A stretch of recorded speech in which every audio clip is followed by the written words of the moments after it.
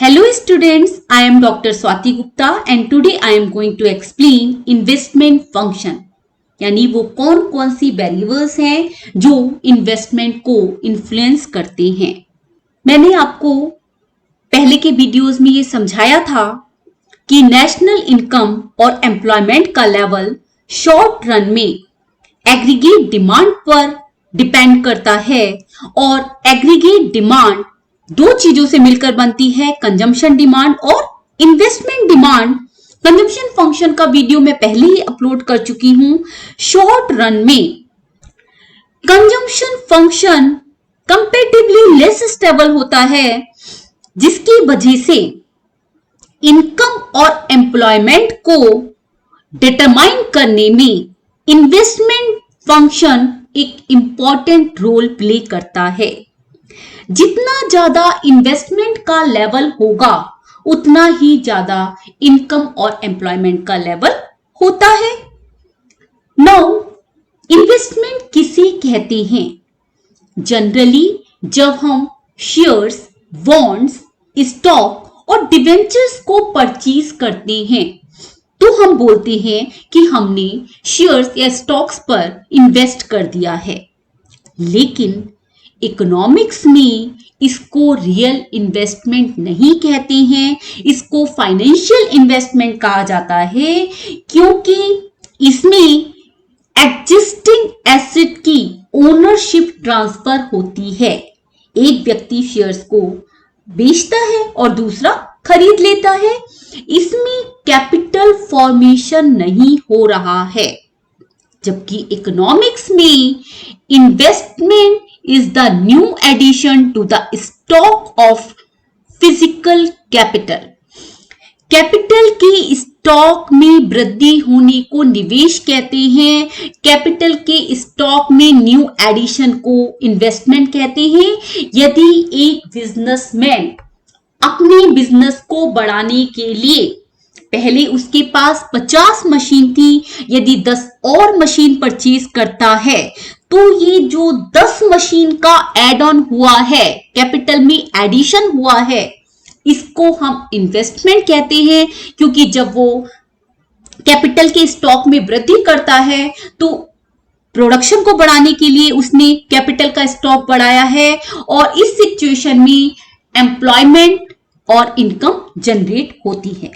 साथ ही साथ यदि गवर्नमेंट रोड की कंस्ट्रक्शन पर, बिल्डिंग के कंस्ट्रक्शन पर, डैम्स, कैनल, इन सबको बनाने के लिए इन्वेस्ट करती है तो इसको भी हम इन्वेस्टमेंट कहते हैं, क्योंकि इससे लोगों को एम्प्लॉयमेंट मिल रहा है, इनकम जनरेट हो रही है।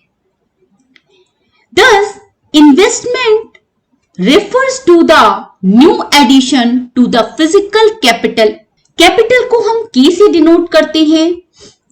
इन्वेस्टमेंट क्या हो गया? डेल्टा के change in capital.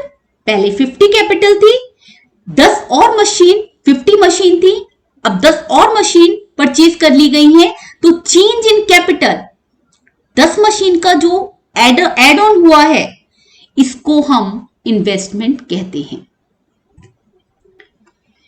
Investment 2 types के होते हैं, autonomous investment and induce investment.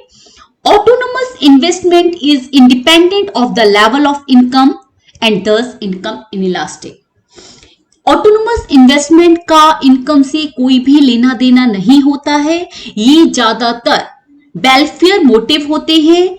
जब गवर्नमेंट पब्लिक वेलफेयर को ध्यान में रखते हुए रोड कंस्ट्रक्शन कराती है, डैम्स, कैनल और स्कूल्स, हॉस्पिटल, इन सब पर इन्वेस्ट करती है, तो इसको हम ऑटोनोमस इन्वेस्टमेंट कहते हैं। गवर्नमेंट के द्वारा ज्यादातर जो इन्वेस्टमेंट किए जाते हैं वो ऑटोनोमस होते हैं, इनकम से इंडिपेंडेंट होते हैं। OX पर इनकम, OY पर इन्वेस्टमेंट दिखाया गया है। I1 ऑटोनोमस इन्वेस्टमेंट कर्व है, जो यह दिखा रहा है कि इनकम का लेवल कुछ भी हो लेकिन इन्वेस्टमेंट कांस्टेंट रहता है, क्योंकि यह OX इनकम की पैरेलल है। यहां पर देखिए OY1 इन्वेस्ट किया गया है, इनकम में चाहे कितनी भी वृद्धि हो रही है, y1 से बढ़कर y2 y3 कर दिया गया, लेकिन OI1 कांस्टेंट है। अब मान लीजिए यदि पॉपुलेशन बढ़ जाती है तो पॉपुलेशन के वेलफेयर के लिए गवर्नमेंट ने इन ऑटोनोमस इन्वेस्टमेंट I1 से बढ़ाकर I2 कर दिया। I2 ऑटोनोमस इन्वेस्टमेंट कर OX के पैरेलल है। यह भी इनकम से फ्री है। यहां पर देखिए इनकम का लेवल चाहे कुछ भी है, लेकिन ऑटोनोमस इन्वेस्टमेंट I2 कांस्टेंट है। इंड्यूस इन्वेस्टमेंट इनकम में चेंज होने के साथ साथ इंड्यूस इन्वेस्टमेंट में भी चेंज होता है। यह इनकम से डायरेक्टली रिलेटेड होता है। जैसे जैसे इनकम बढ़ती जाती है वैसे वैसे इन्वेस्टमेंट भी बढ़ता जाता है, क्योंकि जब इनकम बढ़ती है तो इनकम बढ़ेगी तो कंजम्पशन भी बढ़ेगा, कंजम्पशन बढ़ेगा तो कंज्यूमर गुड्स की डिमांड बढ़ेगी, कंज्यूमर गुड्स की डिमांड बढ़ेगी तो उसको बनाने के लिए कैपिटल गुड्स की डिमांड भी बढ़ेगी, और कैपिटल गुड्स की डिमांड बढ़ेगी तो उस पर और ज्यादा इन्वेस्ट किया जाएगा। OX इनकम, OY पर इन्वेस्टमेंट है, I dash left to right upward sloping है, जो ये दिखा रहा है कि जैसे जैसे इनकम बढ़ती जाती है वैसे वैसे इन्वेस्टमेंट भी बढ़ता जा रहा है। पहले Y1 इनकम है तो I1 इन्वेस्टमेंट है, जब इनकम बढ़कर Y2 हो गई तो इन्वेस्टमेंट बढ़कर I2 हो गया। ठीक है। Now Keynes theory of investment, Keynes के अनुसार इन्वेस्टमेंट डिमांड दो फैक्टर्स पर डिपेंड करती है। फर्स्ट है marginal efficiency of capital and second rate of interest. किसी कैपिटल पर इन्वेस्ट करने पर कितना एक्सपेक्टेड रेट ऑफ रिटर्न मिलेगा, इसको हम मार्जिनल एफिशिएंसी ऑफ कैपिटल कहते हैं, पूंजी की सीमांत दक्षता कहते हैं। जब इन्वेस्टमेंट डिसीजन लिए जाते हैं तो उस समय मार्जिनल एफिशिएंसी ऑफ कैपिटल और रेट ऑफ इंटरेस्ट को कंपेयर किया जाता है। यदि marginal efficiency of capital rate of interest से ज्यादा है तो उस सिचुएशन में इन्वेस्टर्स को फायदा होगा और वो इन्वेस्ट करेंगे। फॉर एग्जाम्पल, यदि एक मशीन की एक्सपेक्टेड रेट ऑफ रिटर्न या मार्जिनल एफिशिएंसी ऑफ कैपिटल 15% है और इंटरेस्ट रेट ओनली 10% है, तो उस सिचुएशन में MEC रेट ऑफ इंटरेस्ट से ज्यादा है, इन्वेस्टर्स को फायदा होगा और वो मशीन को खरीदेंगे। जैसे जैसे कैपिटल का स्टॉक बढ़ाया जाता है, मार्जिनल एफिशिएंसी ऑफ कैपिटल कम होती जाती है। क्यों कम होती जाती है? क्योंकि कैपिटल की हर यूनिट से मिलने वाली सीमांत उत्पादकता, मार्जिनल प्रोडक्टिविटी गिरती जाती है। मार्जिनल प्रोडक्टिविटी कम होने के कारण मार्जिनल एफिशिएंसी ऑफ कैपिटल भी कम होती जाती है। जहां पर रेट ऑफ इंटरेस्ट और मार्जिनल एफिशिएंसी ऑफ कैपिटल दोनों बराबर हो जाते हैं, वहां पर ऑप्टिमम कैपिटल स्टॉक मिल जाता है। रेट ऑफ इंटरेस्ट इन्वेस्टमेंट को कैसे इन्फ्लुएंस करती है? यदि रेट ऑफ इंटरेस्ट ज्यादा है तो बैंक से मनी बोरो करना महंगा हो जाएगा, और जब ज्यादा इंटरेस्ट रेट मनी बोरो करने के लिए देना पड़ रहा है तो इन्वेस्टर्स कम इन्वेस्ट करेंगे। बट शॉर्ट रन में रेट ऑफ इंटरेस्ट स्टेबल होती है, स्टिकी होती है, इसलिए कितना इन्वेस्टमेंट किया जाएगा यह मार्जिनल एफिशिएंसी ऑफ कैपिटल पर डिपेंड करता है। मार्जिनल एफिशिएंसी ऑफ कैपिटल क्या है? Marginal efficiency of capital is the expected rate of return from an additional unit of a capital asset over it's cost. Marginal efficiency of capital किसी capital asset से मिलने वाले expected rate of return को show करता है। For example, एक machine पर एक इन्वेस्टर इन्वेस्ट करना चाहता है और उस मशीन की कॉस्ट 5000 है, उसका लाइफ टाइम 5 ईयर है, तो 5 ईयर में उस मशीन से रेट ऑफ प्रॉफिट कितना मिलेगा, कितने एक्सपेक्टेड रेट ऑफ रिटर्न मिलेगा, इसको कंपेयर किया जाता है। यदि एक्सपेक्टेड रेट ऑफ रिटर्न या मार्जिनल एफिशिएंसी ऑफ कैपिटल इसकी कॉस्ट से ज्यादा है, 5000 से ज्यादा आ रही है, तो इन्वेस्टर्स को फायदा होगा और वो उस मशीन पर इन्वेस्ट करेंगे। अब मार्जिनल एफिशिएंसी ऑफ कैपिटल को कैसे मेजर किया जाता है? इसके लिए दो चीजें चाहिए होती हैं। एक तो सप्लाई प्राइस, जिसे हम कॉस्ट ऑफ कैपिटल भी कहते हैं। जैसे अभी मैंने बताया कि एक मशीन की कॉस्ट यदि 5000 है तो उसका सप्लाई प्राइस 5000 हो गया। दूसरा, उस मशीन से हमें कितनी एक्सपेक्टेड रेट ऑफ रिटर्न मिल रहा है। उसकी 5 ईयर लाइफ टाइम है, तो 5 ईयर में हमें कितनी प्रोस्पेक्टिव यील्ड मिलेगी, उसके बीच में कंपेयर किया जाता है। और या उस कैपिटल से उसकी होल लाइफ में मिलने वाली प्रोस्पेक्टिव यील्ड सप्लाई प्राइस से ज्यादा है, तो इन्वेस्टर्स को फायदा होता है। कुरेहारा का क्या कहना था?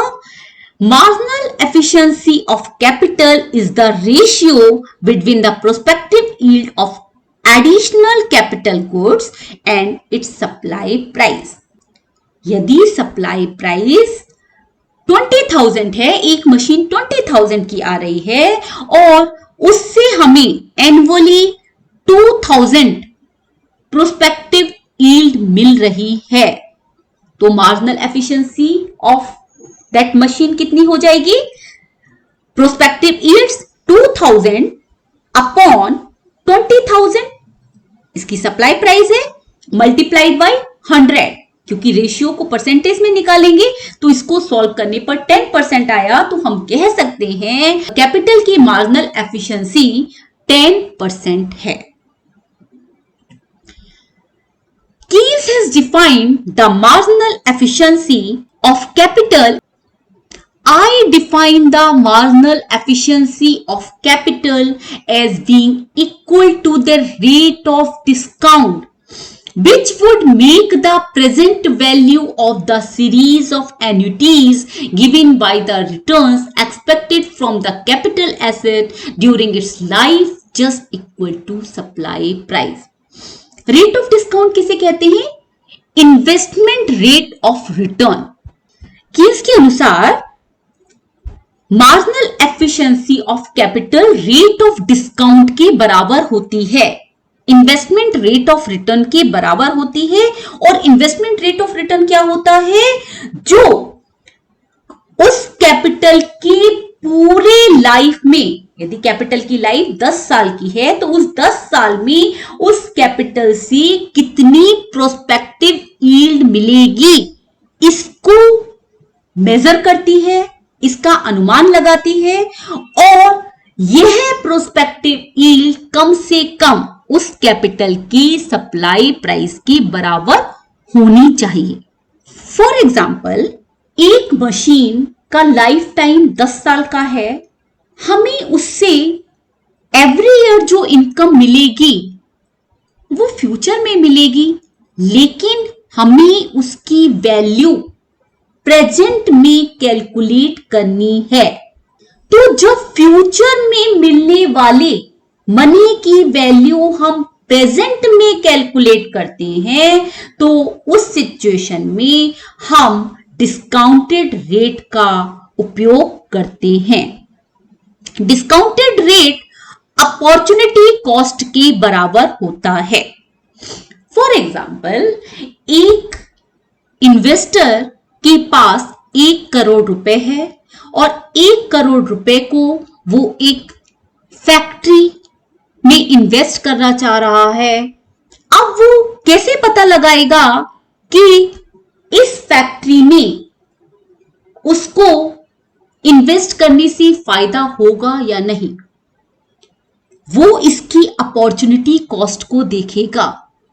फॉर एग्जाम्पल, यदि 1 करोड़ रुपए वो बैंक में 5 साल के लिए 10% इंटरेस्ट रेट पर फिक्स डिपॉजिट कर देता है, तो 5 साल में 10% इंटरेस्ट रेट पर उसको 1 करोड़ का कम से कम 1.5 करोड़ रुपया मिलेगा। यह उसकी अपॉर्चुनिटी कॉस्ट है। तो जो 10% इंटरेस्ट रेट है वो as a discounted rate use की जाएगी कि कम से कम मिनिमम 1 करोड़ रुपए यदि वो फैक्ट्री में इन्वेस्ट कर रहा है तो मिनिमम इतना रेट ऑफ रिटर्न उसको मिलना चाहिए। और कीन्स का क्या कहना है कि कैपिटल से मिलने वाली प्रोस्पेक्टिव यील्ड उसकी सप्लाई प्राइस के बराबर होनी चाहिए। Supply price is equal to R1 upon 1 plus I plus R2 upon 1 plus I का whole square plus R3 upon 1 plus I का whole cube.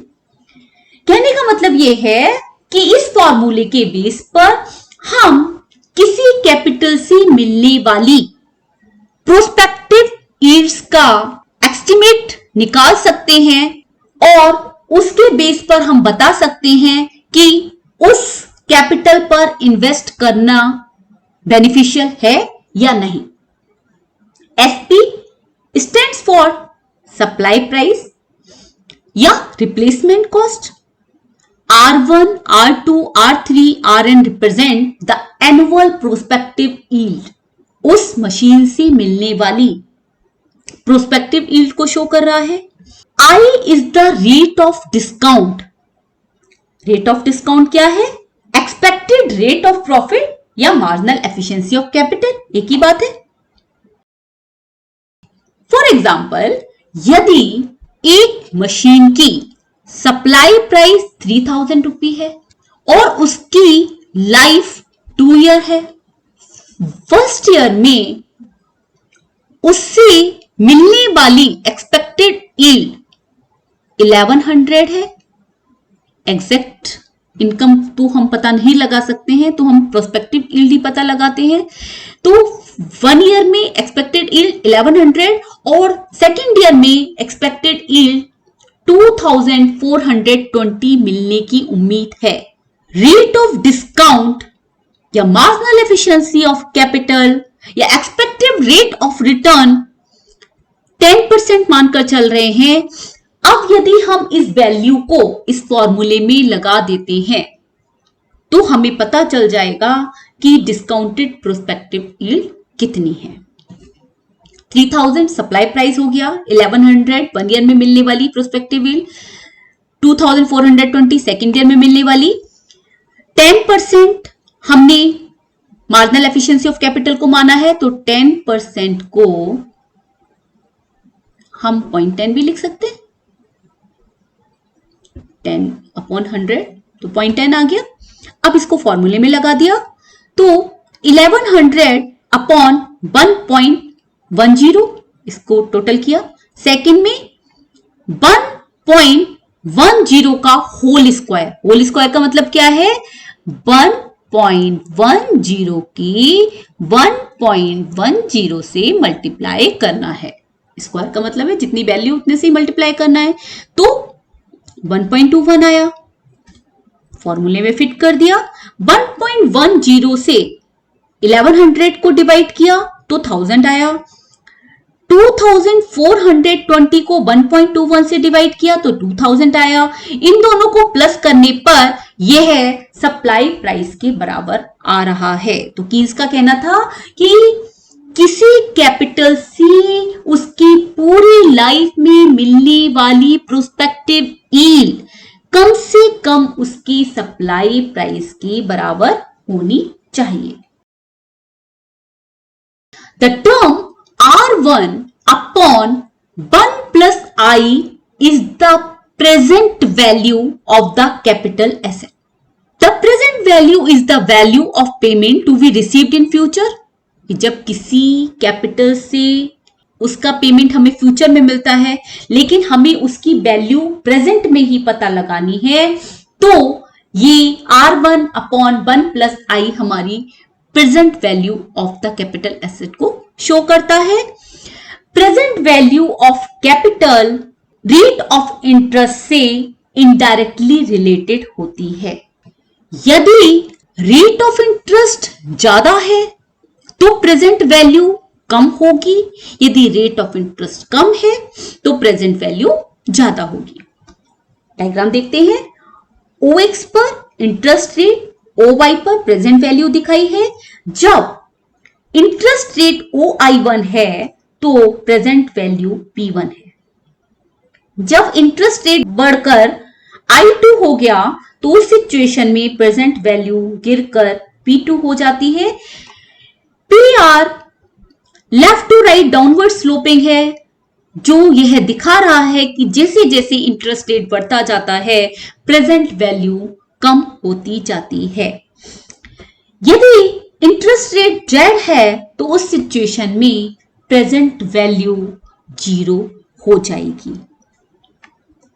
Now investment demand curve, marginal efficiency of capital MEC curve investment demand curve को show कर रहा है। और investment demand curve different interest rate पर एक entrepreneur कितना इन्वेस्ट करेगा इसको दिखाता है। MEC यदि रेट ऑफ इंटरेस्ट से ज्यादा है, ये भी पहले भी बता के चुकी हूं, तो उस सिचुएशन में इन्वेस्टर को फायदा होगा और वो इन्वेस्ट करेंगे। जैसे जैसे कैपिटल का स्टॉक बढ़ाया जाता है MEC कम होती जाती है। जहां पर MEC इंटरेस्ट रेट के बराबर हो जाती है वहां पर हमें इक्विलिब्रियम पॉइंट मिल जाता है, और यह equilibrium point optimum capital stock को दिखाता है। डायग्राम को देखते हैं। पहले हम डायग्राम में कैपिटल स्टॉक और MEC का रिलेशन देखते हैं। इसे मैं इंटरेस्ट रेट को भी ध्यान मत दीजिएगा, सिर्फ MEC और कैपिटल स्टॉक का रिलेशन देखिएगा। जब कैपिटल स्टॉक K1 है तो MEC R1 है। जब कैपिटल स्टॉक बढ़कर OK2 हो गया तो उस सिचुएशन में MEC गिरकर R2 हो गई। अभी बता के चुकी थी कि जैसे जैसे कैपिटल स्टॉक बढ़ाया जाता है वैसे वैसे मार्जिनल एफिशिएंसी ऑफ कैपिटल कम होती जाती है। क्यों कम होती जाती है? लॉ ऑफ डिमिनिशिंग रिटर्न्स के कारण। नाउ इंटरेस्ट रेट और कैपिटल स्टॉक का रिलेशन देखते हैं। जब रेट ऑफ इंटरेस्ट R1 है तो कैपिटल OK1 है। जब रेट ऑफ इंटरेस्ट गिरकर R2 हो गया तो ऐसे में इन्वेस्टर्स को फायदा होगा, क्योंकि अब उन्हें कम ब्याज की दर पर लोन मिल रहा है और वो कैपिटल पर ज्यादा इन्वेस्ट करेंगे। R2 इंटरेस्ट रेट पर कैपिटल स्टॉक बढ़कर OK2 हो जाता है। नाउ थर्ड पॉइंट, अब हम क्या देखते हैं, MEC और इंटरेस्ट रेट को किस तरह से कंपेयर किया जाएगा। अब इस डायग्राम में हम दोनों चीजें देखने की कोशिश करते हैं। जब कैपिटल स्टॉक OK1 है तो MEC R1 है। ये हमारी MEC को दिखा रहा है। अब हम ये मानकर चलते हैं कि रेट ऑफ इंटरेस्ट R2 है। यहां पर आप देख रहे हैं R1 MEC है,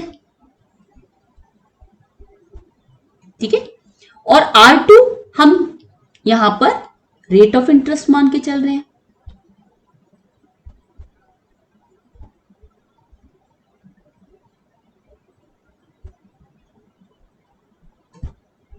ठीक है, यदि रेट ऑफ इंटरेस्ट R2 है तो इस सिचुएशन में आपको क्या पता चल रहा है, R1 marginal efficiency of capital rate of interest से ज्यादा है। और जब marginal efficiency of capital rate of interest से ज्यादा है तो इन्वेस्टर्स को फायदा होगा, वो कैपिटल पर और इन्वेस्ट करेंगे और कैपिटल स्टॉक बढ़कर OK1 से OK2 हो जाता है। जैसे जैसे कैपिटल स्टॉक बढ़ता जाता है एमईसी धीरे धीरे कम होती जाती है और जहां पर एमईसी और रेट ऑफ इंटरेस्ट दोनों बराबर हो जाते हैं वहां पर ऑप्टिमम कैपिटल स्टॉक मिल जाता है। यहां पर जो चीज मैंने आपको समझाई है वही लिखा हुआ है।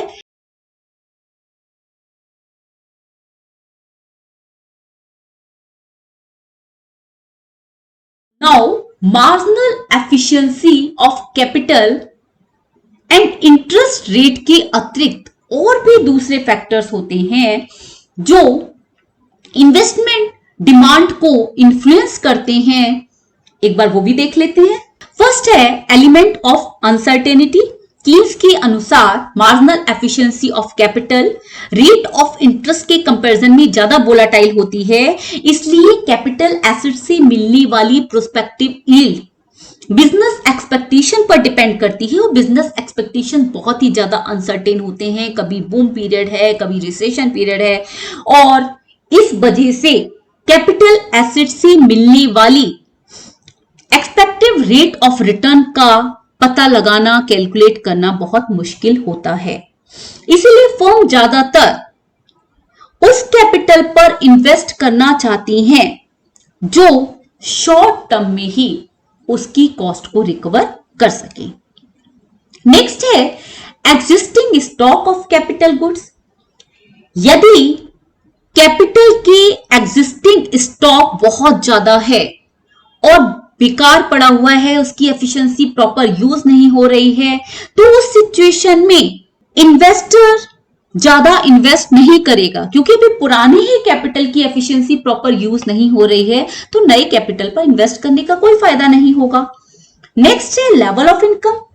इनकम का लेवल जितना ज्यादा होगा, राष्ट्रीय आय जितनी ज्यादा होगी, उतनी ही ज्यादा कंजम्पशन का लेवल होगा, गुड्स की डिमांड बढ़ेगी, कंज्यूमर गुड्स की डिमांड के साथ साथ कैपिटल गुड्स की डिमांड बढ़ेगी और ज्यादा इन्वेस्टमेंट किया जाएगा। नेक्स्ट है कंज्यूमर डिमांड। यदि कंज्यूमर गुड्स की डिमांड बहुत ज्यादा है तो कंज्यूमर गुड्स की डिमांड को पूरा करने के लिए कैपिटल गुड्स की डिमांड भी बढ़ेगी और इन्वेस्टमेंट ज्यादा किया जाएगा। नेक्स्ट है लिक्विड एसेट्स। यदि इन्वेस्टर्स के पास सफिशिएंट लिक्विड एसेट है, उनके पास लार्ज अमाउंट में रिजर्व फंड्स हैं, तो उस सिचुएशन में वो इन्वेस्टमेंट ज्यादा करेंगे। नेक्स्ट है ग्रोथ ऑफ पॉपुलेशन। यदि पॉपुलेशन बढ़ रही है तो पॉपुलेशन बढ़ेगी तो गुड्स की डिमांड भी बढ़ेगी और गुड्स की डिमांड बढ़ेगी तो उस सिचुएशन में इन्वेस्टमेंट भी ज्यादा किया जाएगा। नेक्स्ट है स्टेट पॉलिसी।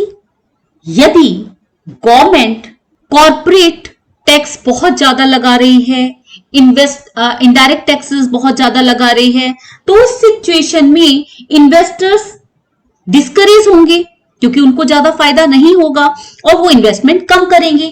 लेकिन यदि गवर्नमेंट प्राइवेट इन्वेस्टर्स को एनकरेज करती है, उनको कम ब्याज की दर पर लोन प्रोवाइड कराती है और फैसिलिटीज देती है, तो इन्वेस्टमेंट ज्यादा बढ़ेंगे।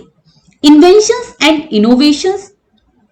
यदि नए नए इन्वेंशंस हो रहे हैं, नए नए अनुसंधान हो रहे हैं, तो उस सिचुएशन में क्या होगा? टेक्नोलॉजिकल इंप्रूवमेंट होंगे। टेक्नोलॉजिकल इंप्रूवमेंट होंगी तो मार्जिनल एफिशिएंसी ऑफ कैपिटल बढ़ेगी और मार्जिनल एफिशिएंसी ऑफ कैपिटल बढ़ेगी तो उस सिचुएशन में इन्वेस्टर्स को फायदा होगा और वो और ज्यादा इन्वेस्ट करेंगे। लास्ट है न्यू प्रोडक्ट्स। यदि मार्केट में कोई नया प्रोडक्ट लॉन्च होता है लेकिन उसकी डिमांड एकदम बहुत ज्यादा बढ़ जाती है, तो उस सिचुएशन में डिमांड ज्यादा बढ़ने के कारण इन्वेस्टर्स को फायदा होगा, फर्म को फायदा होगा, वो और ज्यादा इन्वेस्ट करेंगे। होप सो आपको इन्वेस्टमेंट फंक्शन प्रॉपरली समझ में आ गया होगा। See you in the next video. Till then bye, take care.